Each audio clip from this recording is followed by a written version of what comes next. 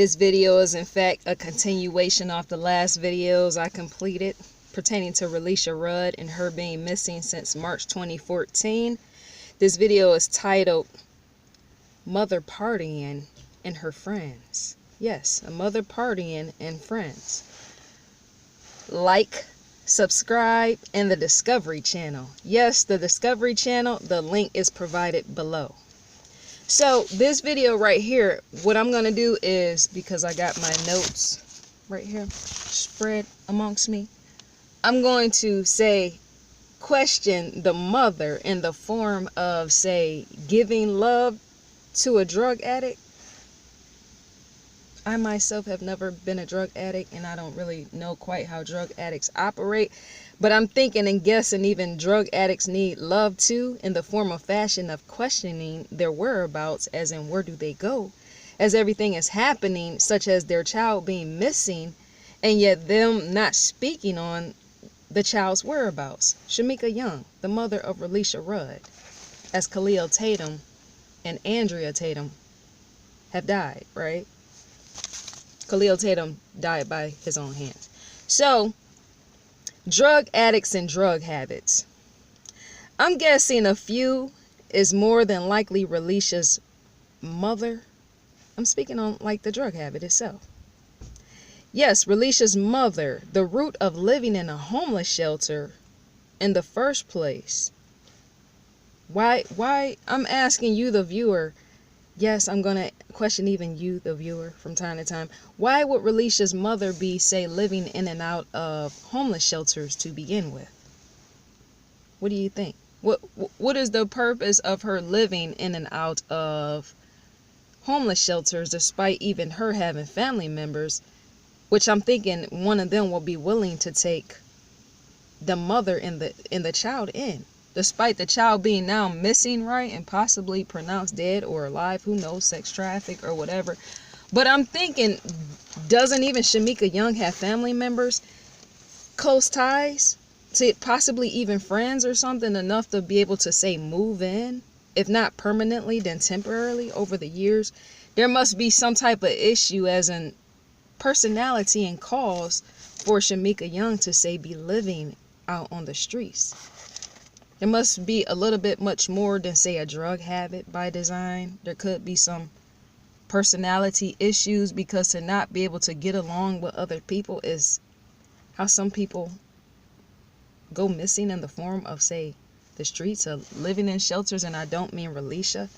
To get put out, I'm saying, is sometimes people's mouth and the way that they talk to people. So you have to question, why is Relisha in and out of homeless shelters, despite her partying everywhere with all type of connections of people, and not only that, hanging around drug dealers and all that type of stuff. People that use drugs sometimes form relationships with even drug dealers themselves enough to move in. So there's something much more deeper.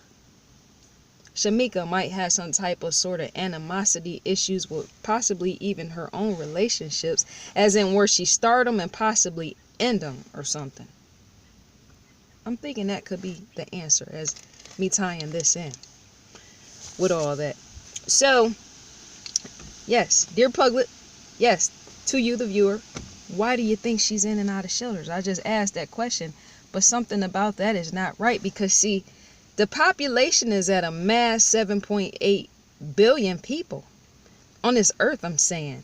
And so for a drug, maybe stealing could be one of the things. I'm in question of if Shamika, Relisha's mother, could have a habit of stealing. Because even with drug usage, people are prone to steal, which is why sometimes people don't want that sort of thing around them, such as the individuals living amongst them. Thieves in the night, in the form of crackheads and all that other stuff, and heroin abuse and all that. Yes. So, let me see. Relisha's mother, she wants you and I to believe she's living in shelters because she has no other place to go. And yet again, drugs and its usage is the prime cause, and her being there. Yes, it is. And her carrying Relisha, when Relisha was in the atmosphere, that was one of the reasons why she was carrying her around. She has to have, the mother has to have some type of I'm sorry relationship type of issues. I want to cough, but I don't. Even that is human. She has to have some type of relationship issues.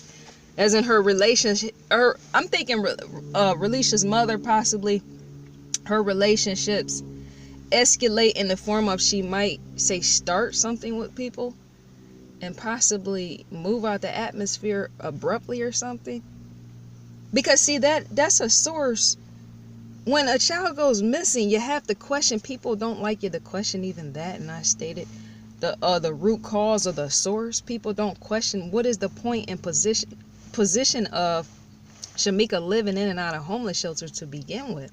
That's the number one question, because to say that she formed a connection with a man that possibly killed himself, but before he did could have possibly killed the child or sex trafficked the child or whatever, that's the question, that root cause there, that homeless shelter, as in that identity of that individual. Because that, in fact, would have spelled a lot of things, let me tell you, as in the reason of why somebody is staying and not having a home of their own.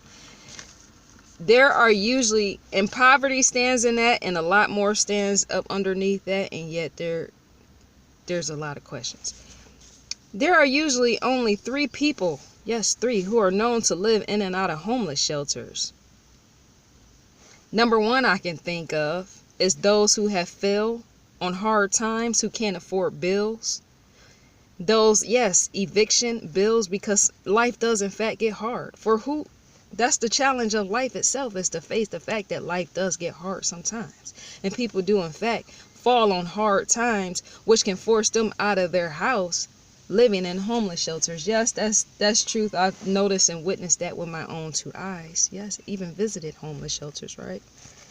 I've had numerous occasions of having one-on-one conversations with homeless individuals. So number 2, those who are the number 1 cause could be those with mental illness, who may or may not have drug abuse issues, or those with mental illness who can't seem to make logical decisions for themselves because of their mental illness.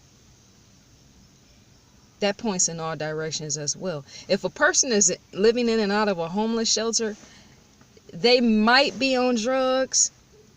They might not. They might have fallen on hard times.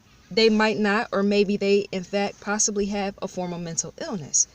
Maybe diagnosed or maybe not diagnosed, and yet they don't know that it's there, right? And yet, if they can't precisely make the right life decisions, life choices, and all the rest, that in fact will push them out on the street. It has to. Because to have sporadic decisions and them being wrong, sometimes even people don't want you living in their household because they don't know what you're going to do next in the process. So maybe that's Shamika's issue. I don't know. I don't know her personally, so I would not know. And number 3 is what I love to call the cause, as in a cause why people end up in homeless shelters. Number 3 is what I love to call can't face my problem issues. Those would be individuals who are on drugs, who can't seem to stay off of drugs, which leads to them either going back and forth to homeless shelters and sometimes even jail. Individuals that don't want to face the fact that they do have problems. If you can't face your problems, you're in fact going to live in a mess. And other people won't be able to deal with that. So they might not, once again, this leads to number 2, they might not be so welcoming to let you move in and live with them, which forces you back out on the streets. Because see, convicts, and I don't know Shamika's jail history, if she even has one, but convicts, they have a sense of instability to begin with.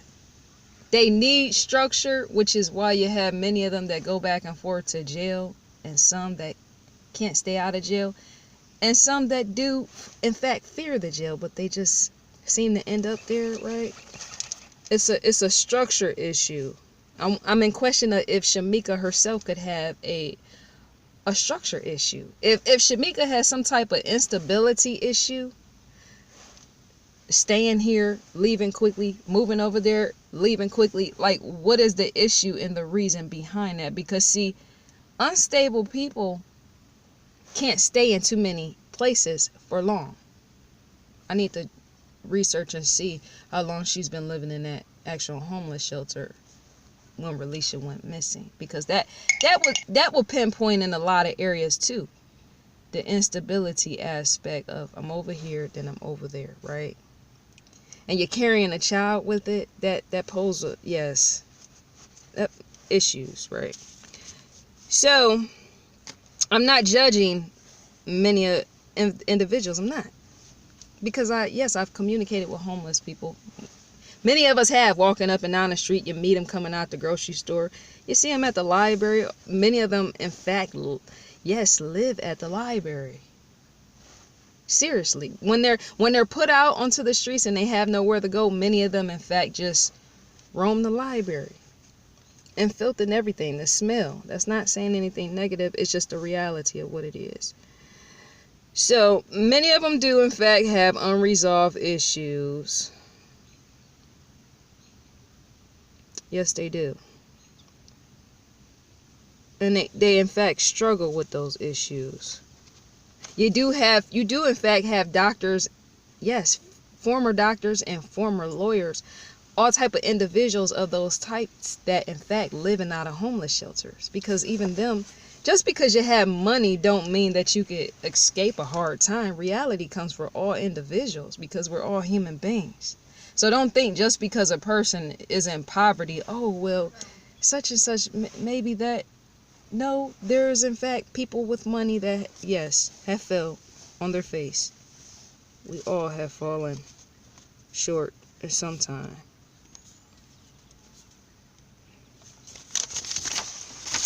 It just, with Shamika, it's so interesting about her, because she's kind of, Shamika Young, Relisha's mother, is kind of like a woman full of mystery. You seen her on the Steve Wilkos show, right? And that kind of was to be that about that. And the only other way to say, provide a channel and finding out where she was or is her social media accounts.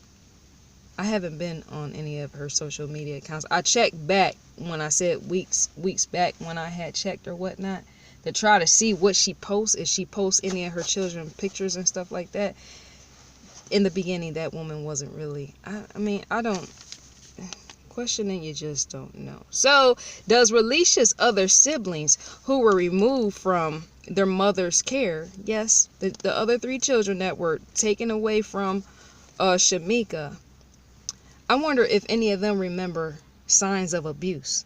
How old were they when they were around during the time of them being removed? Can they remember any drug abuse? Shamika, this is a very good, wise question. Because see, for a Shamika to have 3 kids and say be using is to in fact use in front of them, just enough for them to be able to say what they seen, what type of individuals were around Shamika, what type of partying she loved to do, what type of environment she loved to congregate in. See, children, they withhold sometimes information as well pertaining to that, whether in and out of the picture, and depending on what they were told. But if they were too young to even say, illustrate that, as in being able to recognize what was going on, if they were too young, then they wouldn't be able to tell. But older children, they will speak on those type of things. I'm wondering if one of them was old enough to remember and say I walked up on the street and started questioning them, would they go off or knock my lights out, or would they answer me back? That's the question, because children do grow up, and it is social media, and it is in fact face-to-face interaction. To say you, the viewer, say even took the time to ask one of Shamika's older kids or whatnot what they remember. That's vital information. Getting information out of people, right? Yes, to have children who were removed from your care, that's to say that a lot was in fact going on in the house, or had to have been. I think I seen on the Steve Wilkos show where Was it the stepfather of Relisha? He was prone to be abusive, not only to the kids and possibly to his own self, because to be that abusive is to know you hate yourself or hate the world or something. But I did see that. But just because they were removed out of her care don't mean that that was all that was there. The abuse aspect, it had to be much more elevated, unspoken of. I'm thinking there would be. I'm wondering if Shamika and that stepfather was having fist fights. Cause did she say that on the Steve Wilkos show? I don't think so. I wonder if they was in fact having fist fights in front of the kids as well, as in him beating on her. Because that's always been strange to me, how grown men would in fact beat on their own kids and yet fail to put the hands on the mother. Maybe because some of these women are prone to be crazy at times enough to kill a man in his sleep or something crazy, or even while he's just walking through the house. Grown women be thinking of all type of things. Trust and believe the Lifetime channel, yes, Lifetime itself, have given women enough crazy ideals to put a man's life completely out. Yes, with that, I don't know if that sort of thing would have taken place, because see, Shamika, how bold and yes, reckless she was acting on even Steve Wilkos with her mouth, seemed like the type that she would fight a man. But that's just so weird and random that you would just be a man beating on kids, possibly in frustration because you might not wanted the kids, and yet you don't black the woman's eye or something. There is something not right about some of these women and their choices and men. I stated that how many times? I'm in question of what type of jobs. Yes. Yes, dear yes. And hello again, dear yes. And I'm not editing anything out. Why should I? The questionings. Let me ask a few questions. I'm gonna ask a few questions as if Shamika was standing here in front of me. So the friendships, her friends, her relationships or buddies or whatever you want to call them, street G's or OGs or whatever, right? Boom coons. I don't know what people call their friends, and especially drug addicts. So I'm in question of what type of job she has had in her life. Shamika, yes. Say from the time of when she was, say, around high school, in high school, or leaving high school. What type of jobs does she have? Even her habits around the time when she was around that age, the school age of high school. Shamika, what type of habits did she form in her day-to-day life world, interacting with people while in school, out of school? That's in fact good questioning, because let me tell you, some people get set in their ways over the years, as in they do certain habits and they never change. Some people do in fact change, but some people start stuff years back and they continue to do the same thing, and other people are involved in even that. And sometimes the secrets, the reason why I'm saying this, because sometimes with Shamika holding secrets, as in withholding and not telling, other people in her connections, her circle, or even her old circle, possibly know her type of ways, pertaining even to Relisha being missing, unfound, undetected, undiscovered, and what else? Possibly being alive or dead. That's what's so interesting about this no snitch policy. That is in fact what is interesting amongst the black community, the no snitch policy, because to form old habits when you start in high school, gradually making your way into adulthood, to form some habits is to know you're going to keep those habits. Even when you start laying down making babies, enough for other people that wasn't interviewed by the news to know of your habits, right? And say what could have taken place, them individuals knowing, or what might not have taken place, them individuals knowing, pertaining to that missing child. That points in with the no snitch policy, as in there's got to be individuals that know of Shamika's lifestyle and yet not saying nothing. And it has to be people from years back, as well as people that's partying with her today. Because I'm thinking individuals that get high, they might come out their mouth and say much more, or they might not. They might be paranoid. So, what type of friends does Shamika is known to have and keep in her life or get rid of? And what type of friends does she have today currently? And what role do they play in her world? Did you get that? What type of friends are Shamika keeping around her today? What role do they play in her world today? Because you want to be leery as well as observant of the people you keep around you. If there's individuals that are around you, more than likely they're like-minded like you. So I'm in question of even Shamika's friends as in their own children. How do they operate with their own children? Can you hear these kids out here screaming? Let me roll my window up, because I ain't even trying to hear all that. Children are prone to get loud, let me tell you. So, what goes on with Relisha's mother when no one sees her? Didn't I ask that in the beginning? Nobody is seeing Shamika. And then, the crackhead hideout, like when they go and they wherever, right? All up and down the block and people see them, or when they don't see them, right?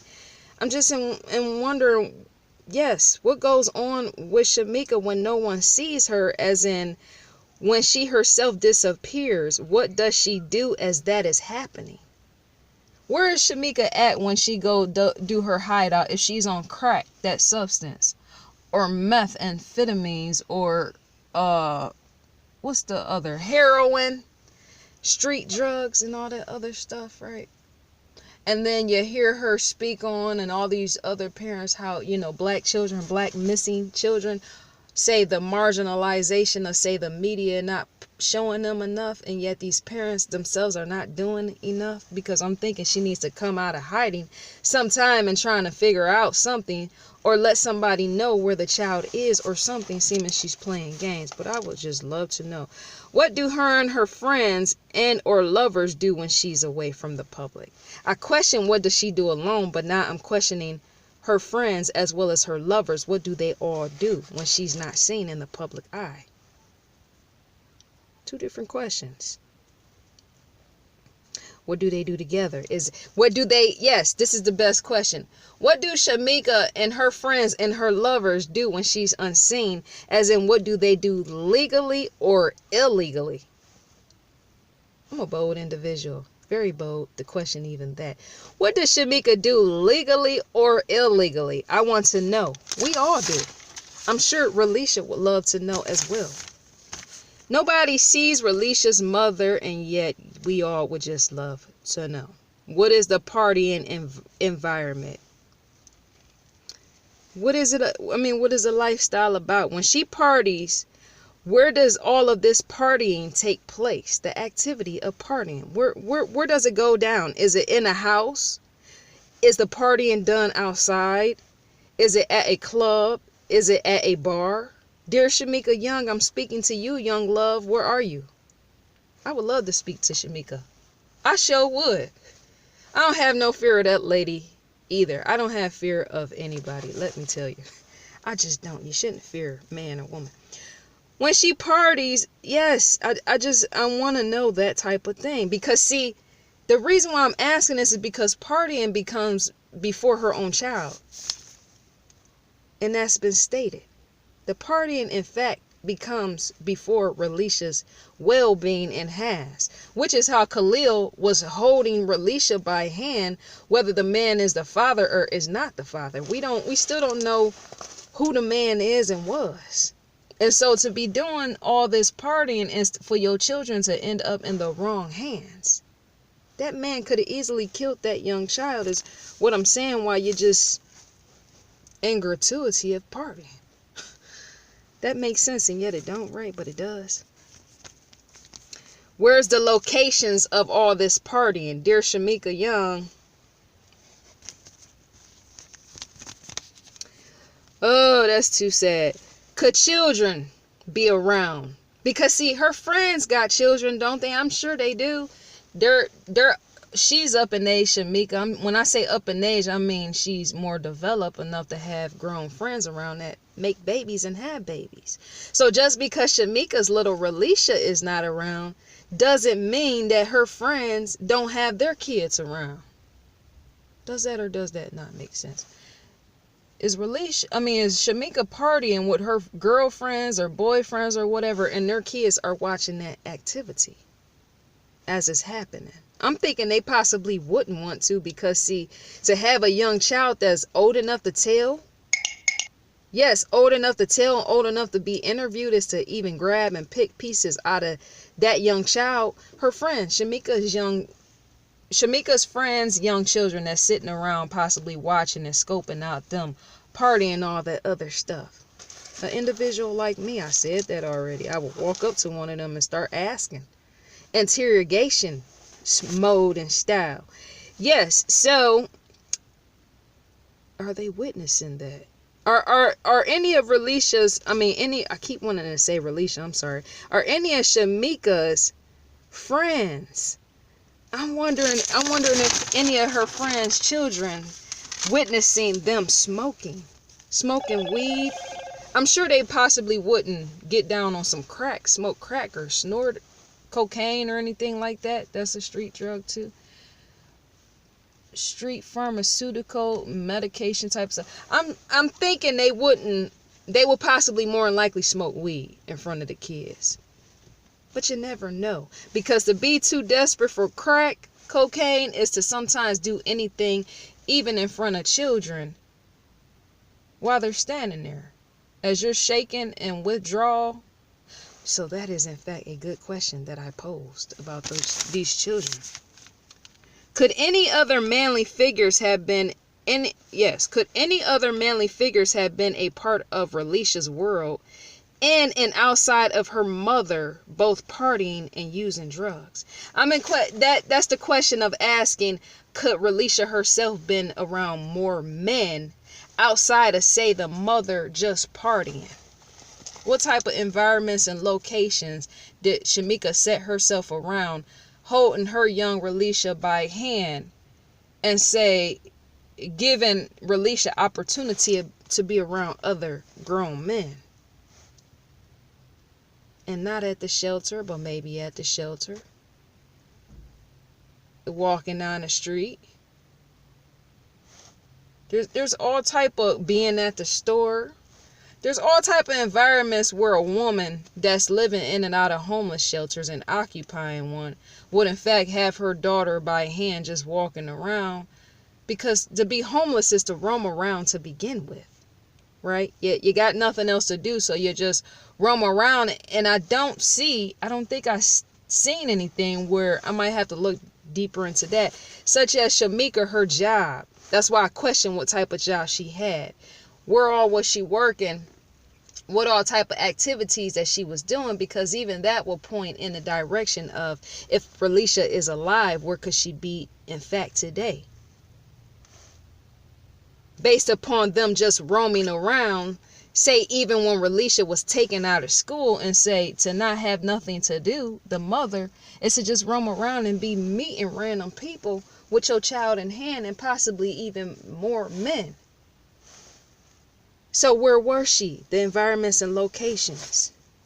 Prostitution. Could Relisha's mother have been known to have a history of prostituting her own body for money, in order to make money to provide for herself and her children, knowing she lived in and out of homeless shelters, despite 3 of her children being taken away and placed in foster care or placed into the system, despite her stating the system has failed both she and Relisha? Dear actions, as in dear you, Shamika.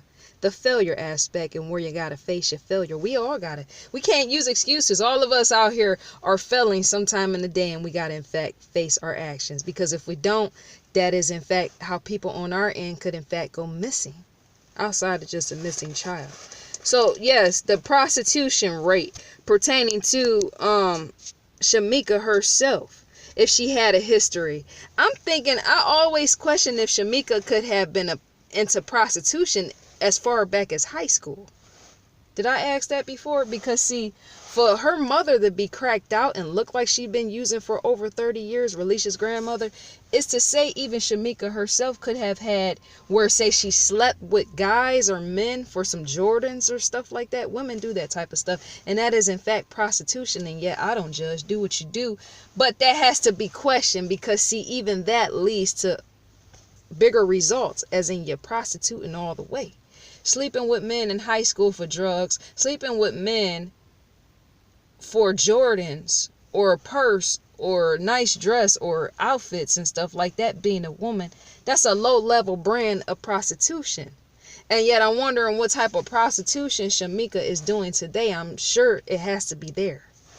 Because to live on drugs and stay on drugs is to know you're going to always need and want money. And yet what are you going to do to in fact get that money?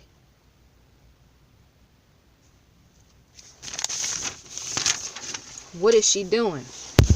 She has to in fact be doing multiple things in order to, yes, feed the need of all kinds, I'm guessing. I wonder what is the mother's drug of choice? This is a very good question. I'm so glad I hold the brain that I do. On Reddit, I don't even hang out on Reddit. I advise many of y'all not to hang out on Reddit. It's a bunch of losers over there. If you are on Reddit today and you are not a loser, I advise you highly to leave off of there, as in walk away. Reddit.com. Many losers, not everybody, but there's a lot of losers, in fact, on there. You got good people that answer you back and low life scum of the earth that, in fact, live on there pertaining to when you ask a question. When I say the losers, I'm speaking on not the good-hearted people that answer you back. I'm speaking on people that when I would ask certain questions on there, such as what I'm asking right here, they, in fact, tear you down because you asked that. And that's what I spoke about pertaining to Asia Degree. I just got torn down and lynched, in a sense. Yes, lynched. In a sense, completely in front of everybody. Because I was asking, I posted a video and asked a question what they felt. And they tore me down based off my race, my skin color. I got to leave them losers where they at, is what I'm trying to say. Because I don't get into all that racial divide. I get into the mixture of many. That's all I'm saying. If you're not prejudiced and all that, and you're full of the global accepting of all human races and kinds and nationalities, it's to stay away from that sort of thing. So I can never post these type of questions on that Reddit over there, the model itself, because people over there have issues. I believe they're very unhappy over there, which is why I started my own YouTube, to be able to do this type of thing. Asking the right questions. So let me ask this. I wonder what is the mother's drug of choice? I can never ask this on a Reddit. They would in fact lynch me and put me out the door, is what I'm trying to say. For me to be with Discovery as long as I have, as well as the OWN network, the Oprah Winfrey Network, that shows my mind. We are like-minded individuals just to have enough open mind to ask these sort of questions, which is why people in fact start their own TV shows locally, globally, and all the rest. People that have closed minds, they can't ask these type of things. You would in fact get shunned on Reddit, is what I'm trying to say going on there, which is why I keep myself around global individuals, Discovery and the Oprah Winfrey Network, to be specific. I wonder what is the mother's drug of choice and how she's prone to be or act. What is the mother's drug of choice and how does she act before or after she's consumed the drug she chooses to use? Street drugs, pharmaceutical drugs, whatever. How does she act? How does she act and how does she relate to other individuals? And not only that, how does she relate to herself, as well as how does she relate to her children? Because see, if you're on a drug and say you're not relating to other individuals quite right, that could be why sometimes children become missing as well. Because to not interact properly, say with another grown man, not Shamika being a man, but to be on a drug and say interact with somebody and you get loose lip, as in say telling that person off, and yet they have your child or something, is how children can go missing and end up killed. That's why I'm asking that sort of question. How was she while she was on drugs? Was she prone to be violent?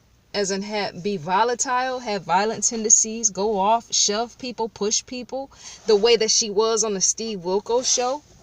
I don't know if my arm, I'm trying to scratch my arm on this rubber. My arm itching, yet I'm holding my pad, so I did not pass gas. But yes, it sounded like it, didn't it? But yes, that's why I got to question that. How was Shamika prone to be on a substance? Because see, even if she would have got mad at even say Khalil Tatum, if that wasn't the child's father, and say ticked him off some type of way, and say that wasn't his child, he could in fact gotten rid of Relisha, as in handed her off to somebody or something, because he could possibly have been tired of the way that Shamika treated him or act towards him while she was on drugs or off drugs, whenever her interaction with him. And not only that, that man had to have had issues with Andrea, possibly, which is why they divorced right before or right around the time period of when, right around the time period before Relisha went missing or so. Right around that time, yes. And then he killed her and then killed himself. There was a love-hate relationship that Khalil had. I wonder if even he could be volatile, but we keep it on the mother for now. So, yes, that has to be, because if you're going to be making and pissing people off, they might in fact take your children and harm them in the process. Such as put them into sex trafficking or something, which is why that's why I pay very quick attention to her when she was on Steve Wilkos, as in her body mannerism and how she would do things. Yes, to even tick Steve Wilkos off, because that's a bodily description in that. That has to be viewed completely. Because to understand that Steve Wilkos is a man, and yes, he was a white man. Yes, he is, right? Steve Wilkos show. He's a white man, but I'm looking more at the manly, figurely aspect pertaining to a woman meeting a man. Shamika meeting Steve Wilkos and him not fully knowing her, but knowing just a little bit about her. But not only that, how does she interact with men, grown men, as in relating to them? Yes, Shamika. If you can't scope that type of thing out, leave it alone. Because see, Shamika knew while she was on Steve Wilkos, she knew that she was going to, in fact, be judged before she went on there. That's how some people have stage fright before they get into something or go into something. They know that people are going to pick them apart before they even go on a show or stage or whatnot. So Shamika was in fact defensive to begin with before she even got on the Steve Wilkos show, because she knew the audience was out for her, like sharks and wolves to tear her apart, right? And so that's why she had that anger, black woman syndrome of bitterness or anger that she brought onto the show.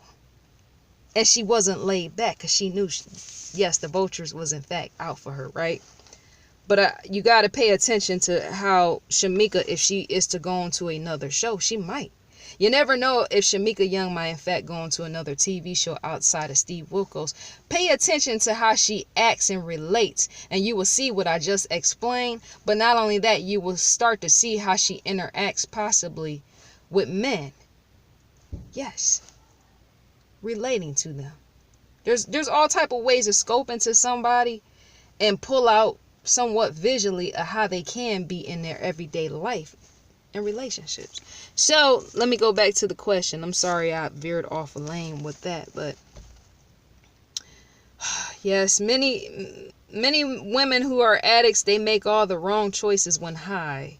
Yes, they do. Does she feel any form of guilt, sympathy, and or remorse pertaining to what could have happened to Relisha, whether the child is dead or alive? How does Shamika really feel?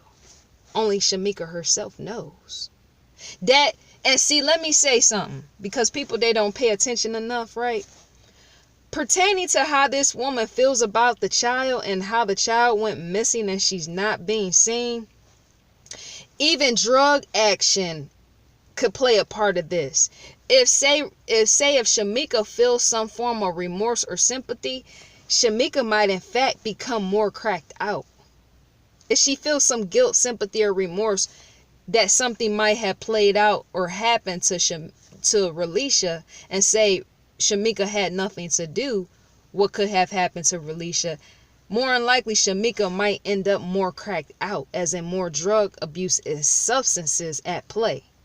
Only time will tell in that, as in I say, I give it another 3-4 years for that to find out how her action is. We ain't around her, so we don't really know. But if she do go on a TV show, pay attention to that, because you'll be able to see. I'm hot in my car because I ain't got the AC on. I don't want to turn it on. It's like 90 degrees outside, right? About 75, 80. And I got the windows up because the kids outside, so that's why I'm sweating. But yes, I'm completely sweating. So, does she have any connections with anyone outside of just the surrounding area of where she's known to be? Such as, does she talk with anyone, even over the phone, who lives outside of the current state in which she resides? So I'm wondering if Shamika has any connection, say, outside of the city state she lives in, or even say outside surrounding area, outskirts area, or in other countries or something. Would Shamika have any contact with anybody that lives out in Mexico somewhere? She may or she may not. Because to be involved in street like that, street activity, it's a no. Street trafficking, in fact, does go down. And so that is to be questioned as well. How good is her connections in the operation of streets and getting down with people that live in various areas and not just say in the surrounding area? How was the mother's child? Oh, I know about Georgia, dear Taylor, in the comment section about that. I was looking more into that, pertaining to, say, the connection in relation to Khalil Tatum, and say him possibly sending Relisha off to family members. I'm thinking over time that sort of thing will have to be seen or something, unless, say, they shave the child's head bald or something and change her completely to not look like how she looked in her photographs, in order to make her not, or make her somewhat blend in with society, so that she's not found out, scoped out. But only time can tell in that, because see, if she's living with family members, sooner or later somebody is going to in fact notice that child. Unless she has a bald head, shaved bald, and she walks around like that for years on end, enough to not be recognized. For that child that has some hair come down, sooner or later people will in fact scope that out, even if she's in Georgia, let me tell you. So, how was the mother's childhood like growing up? Shamika Young, dear Shamika Young, how was your childhood growing up? It can somewhat be seen that the grandmother of Relisha may in fact be on drugs too. I stated that. She had to been on drugs for a long time. How long has she been on drugs? The grandmother of Relisha. How has such, yes, had an effect on Relisha's mother? As in, how Shamika, knowing that her mom has been a crackhead or whatever she is, how has that affected Shamika herself? Because see, some people watch their parents on drugs, and like I said before, they don't like it, and they end up on drugs themselves too. How they say family history crosses over, spreads over right onto you. So I'm in question of how mentally stable is Shamika herself, such as the mental well-being of when she watched her own mother use drugs. Yes, that is very vital, because that would in fact point to the direction of why does Shamika use drugs today. And it has to. There's a reason why she used and didn't just fall onto, say, drugs. She possibly watched her mother long enough to get the hang of that sort of thing and started doing it herself. You don't know.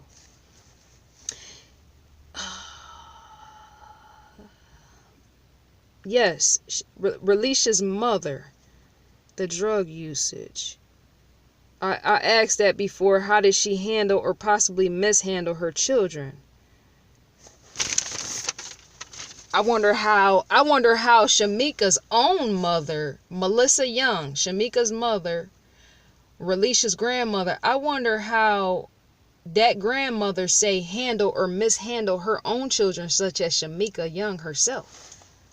I wonder how Melissa Young handled or mishandled Shamika enough for Shamika to play her part, say, in drug usage.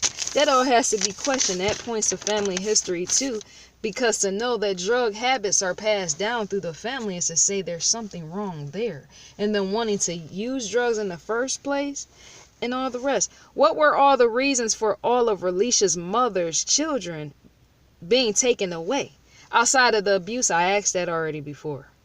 But see, this in fact points to a family history pointing back to the grandmother, Melissa Young.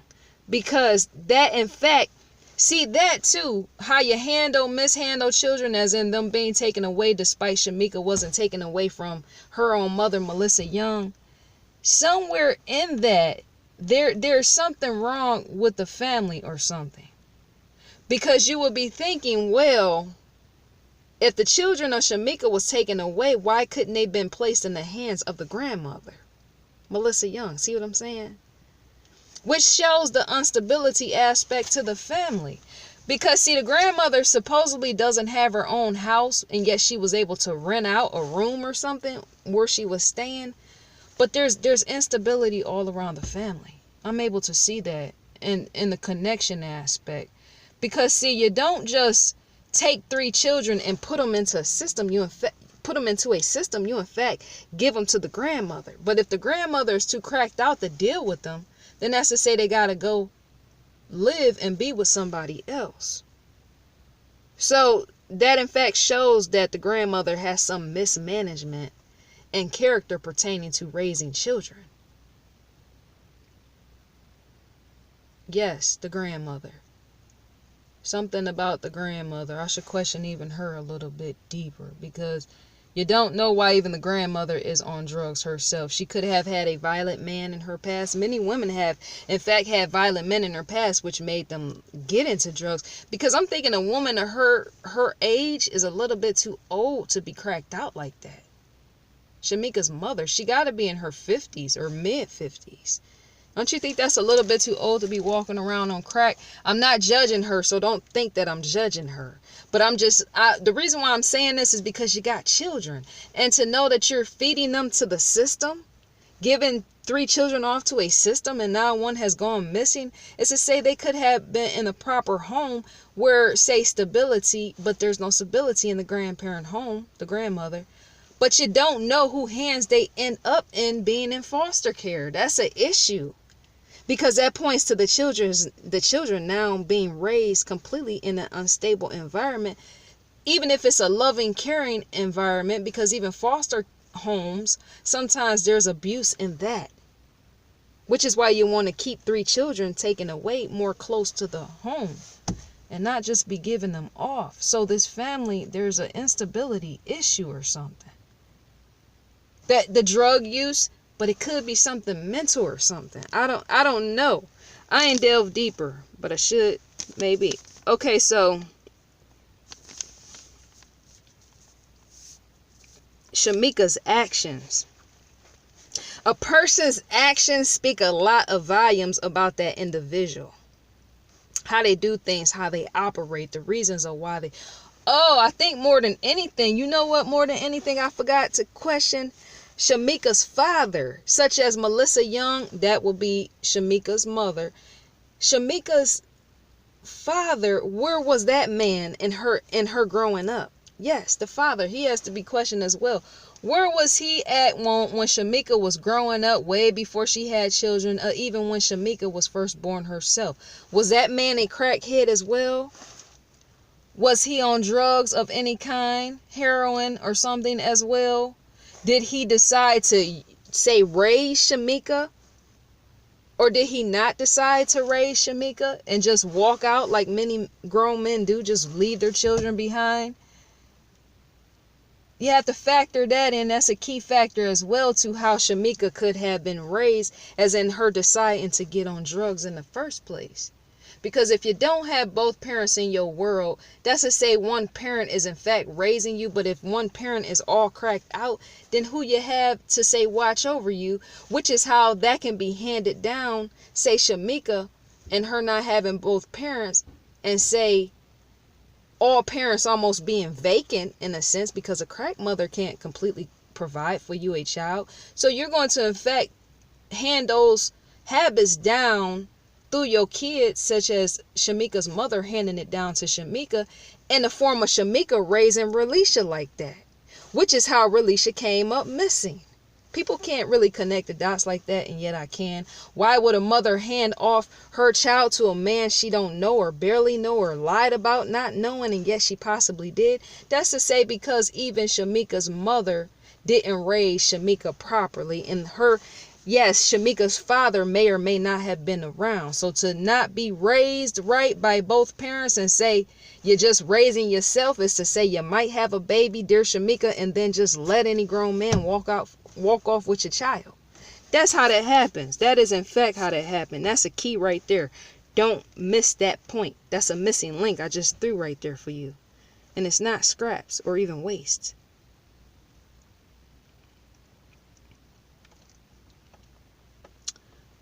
Man, oh man. Missing children cases just, they be everywhere. Yes, Shamika's actions.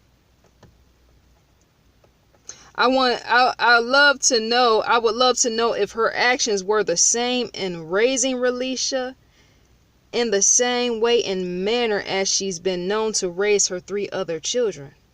So what in fact, when it comes to Shamika raising Relisha, what in fact was so different? Her actions, Shamika's action. What was so different in her raising Relisha somewhat the right way? And say a man being involved or a man not being involved, such as her past ex or stepfather of the children or whoever that was beating on her other 3 kids, which is why they got taken away. How has Shamika's actions changed when Relisha was born? What made Relisha so different in how Shamika was raising her kids, different than all those other 3 children that was taken away? That's vital information as well, the questioning aspect. What made Relisha so different than all her other children? Because see, nowhere was Relisha taken away, which is make you question who could the daddy be.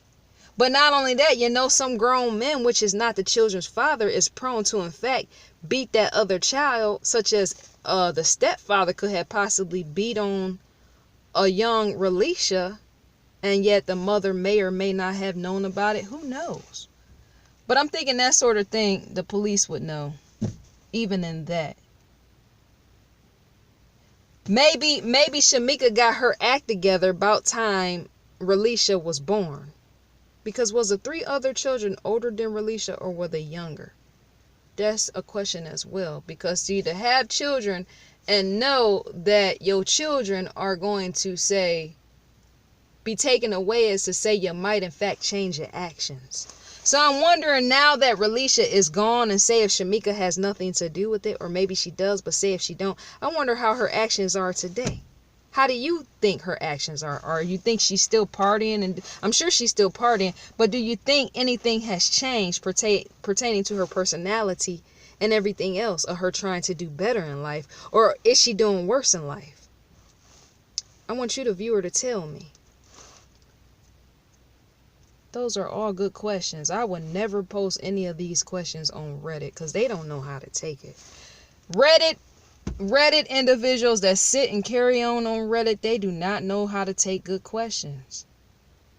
Not all of them. You got the good-hearted people. I stated that before, and yet they don't know how. People on Reddit don't know how to take anything.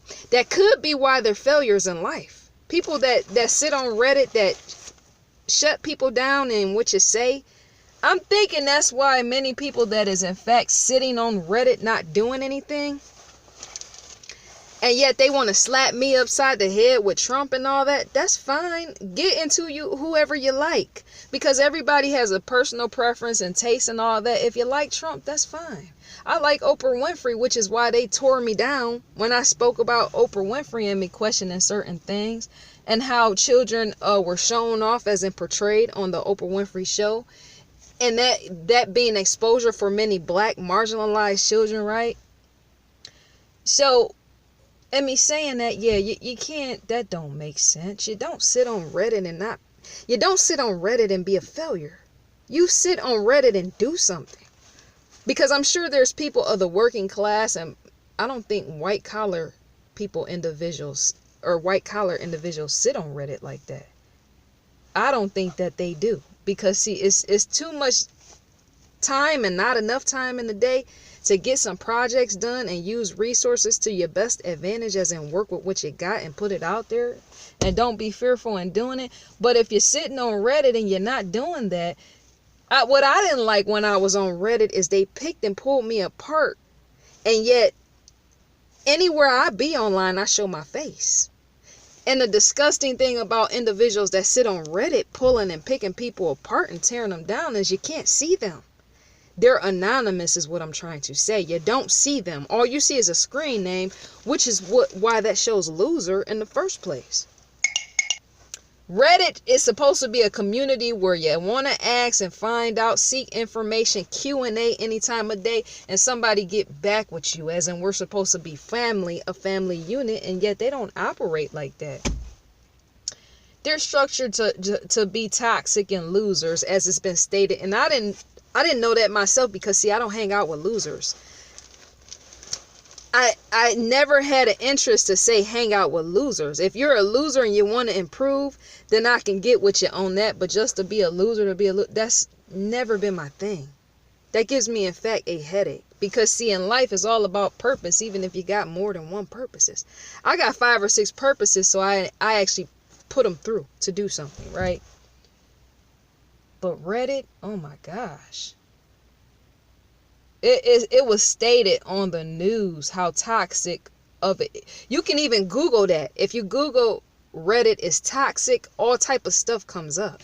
And I see why. You don't want to congregate with that type of environment, because all you're going to do is end up going down in life. To hang around toxic people is to go down in life. And what I did notice was the good-hearted people. The good-hearted people that is on Reddit that don't do the tearing down, they in fact try to blend in with everybody by not saying what they feel. And I think that could be bad as well. Because see, change in society come from those who are forward and bold enough to speak and say, such as myself. And other individuals like a Oprah Winfrey, or who else? You got Tom Hanks. You got Julia Roberts. You got all type of individuals of all shades, nationalities, colors, whatever, that are vocal enough to submit a change of some kind to bring betterment to this world. You can't do any type of change and being cowardly by standing behind a screen tearing people down because they're vocal enough to ask something that is challenging. People like that, they don't like to be challenged. They like to sit in the comfort zone, and yet nothing comes from being in comfort but becoming a full-blown loser, because lack of potential stands in the comfort is what I'm trying to say. No one has never became successful never being challenged. In life, it helps to remain challenged, putting your mind and life skills and all that other stuff to work. You got to challenge all day, and yet Reddit, they don't like that. They call it a hive mindset, where individuals, they all think alike, and they don't go outside of that saying, well, you know what, I would love to find out this, or I would in fact love to find out that, so let me move away from the group and have a little individuality for a second, just to question what might be this or that. They don't do that on Reddit. And I bet many of them are low-level citizens enough to not even have a career of their own. Because see, that's a slave mentality mindset no matter what race you are. To never step out of the box and say, you know what, I have a voice and I want to say this, and I have a voice and I want to say that, and not only that, I want you to think differently for your own, on your own, so you can think for your own in case you need to start something of your own. That is the way that I think. Oprah Winfrey think that way. Yes, Discovery Communications, Discovery Inc. Yes, the owner operator of Investigation Discovery Channel, they think like that as well. It's the challenging aspect of, I want to challenge you to use your brain, because in using your brain, you're able to build something, because the sciences are behind that. That's why I call myself the Bachelor of Science. That is in fact what I am. I challenge all type of things, and I experiment with all type of things all day. God is a given in that, or the universe, whatever you choose to believe in. I can't congregate with those type of people that can't use their own brain. That's not going to happen. Because see, for me to think so differently, that would in fact set me back a million of years or time frames back, enough in slavery of, even if I was white, Mexican, outside of the race of what I am, a slave could be of any color. I just stated that, right? But to look differently at situations is to help other people not only just find themselves, but figure out ways of how they can solve problems in a different form and fashion, to say how the masses solve their problems. Because if the masses is only thinking one way and going and driving in one direction, that's to say they could in fact become failures once that first person leading them become a failure. You got where I'm going? Helps to think outside of the box. Think differently. The most successful people don't think like the masses. And I, in fact, one of those individuals. I do not carry on like the majority of the masses. I can't. No, I can't do that. Because see, it's too many individuals that think like me, and yet they're not vocal enough, but to blend in with normal, regular society, they keep their mouth closed. I'm on this YouTube enough to say, open your mouth. Open your mouth, say something, and be yourself. That's basically it. I'm going to end this video. This was, in fact, supposed to be a 21-minute video, but seeming it's not, I'm going to leave this how it is. I'll be back. I want you, the viewer, to tell me. And not only that, I want you, the viewer, to be yourself. That's it, and I'll be back.